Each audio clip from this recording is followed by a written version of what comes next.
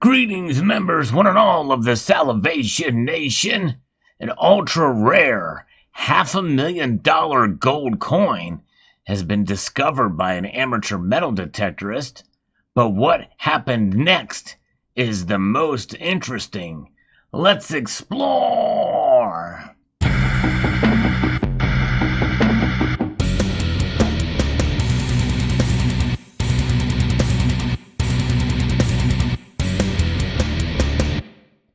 The coin that you're looking at before you is the one that was discovered. It's an ultra-rare coin, as we report this from CNN Style. An amateur metal detectorist found one of England's earliest gold coins in a field. It's very rare, and it'll sell for a pretty penny. Very interesting indeed. This amateur metal detectorist who discovered what is thought to be one of England's first gold coins could soon see a payday of nearly $500,000, actually more than that according to some estimates. Their Henry III gold penny, which was unearthed on farmland in Devon in the country's southwest, was minted in about 1257 and depicts the former English king sitting on an ornate throne holding an orb and scepter. It is one of only 8 such coins known to exist, many of which are in museums. So look at that. There he's holding an orb and a scepter. What a handsome king he was. He looks a little frail, though, but nonetheless, an amazing detail. A lot going on in this coin, on the obverse, and of course the reverse, too. Amazing indeed. The finder, who wishes to remain anonymous, didn't realize how valuable the coin was until he posted a photograph of the penny on Facebook.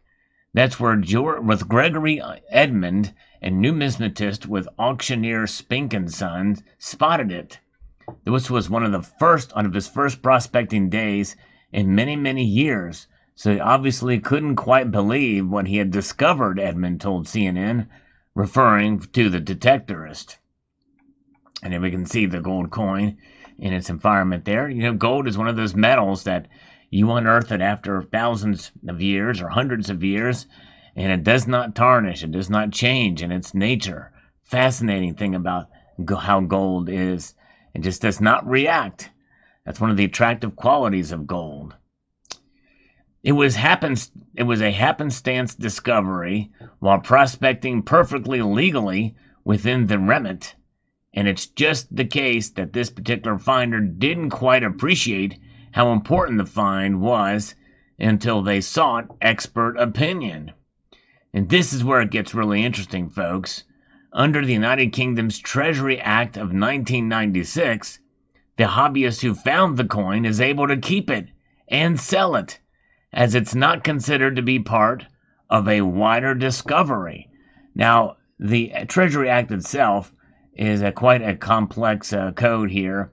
There's 145 pages, but since it's not part of a wider discovery here, they have different things in here, like such as the definition of what treasure is, and guidance for finders and others concerned with treasure, all these different things that come into play when you submit it and is taken in by the coroner, which is basically somebody who is the keeper of the treasures and of these in the United Kingdom. There's a lot of history, for sure, in the United Kingdom, so it makes sense that something like this come into place, but I do believe those who do find it should be rewarded and recognized for their efforts.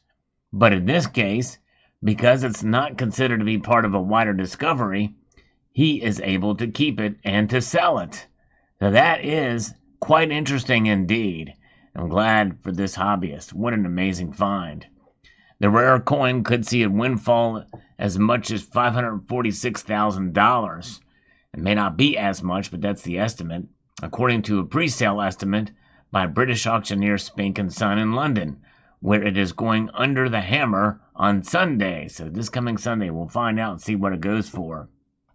The discoverer said that the coin could have quite easily never been found, and that its value came second to the information it had offered about England's first coinage, gold coinage. How it has survived 3/4 of a millennium relatively unscathed is truly miraculous, he said in a statement. Like every hobbyist who continues to dream, my wish that day came true. And I just happen to be the very fortunate one. Although I will say this, that it's not really a miracle at all. It's a science, and it's how gold reacts. How gold reacts to its elements. Now, I will say that it could have been turned over by many farming equipment and the like, and that very well could have been over the hundreds of years that it's been underground. But gold itself does not react, so unless it was dented or somehow displaced or put into, got beat up in some way, shape, or form, it's going to hold on to its shine and its beauty because it does not react.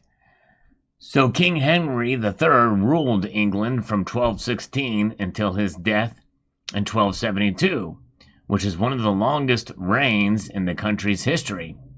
In 1257, he used treasury he had personally accumulated to mint his gold coinage. According to David Carpenter, professor of medieval history at King's College in London, who wrote the foreword to Spink & Son's auction catalog.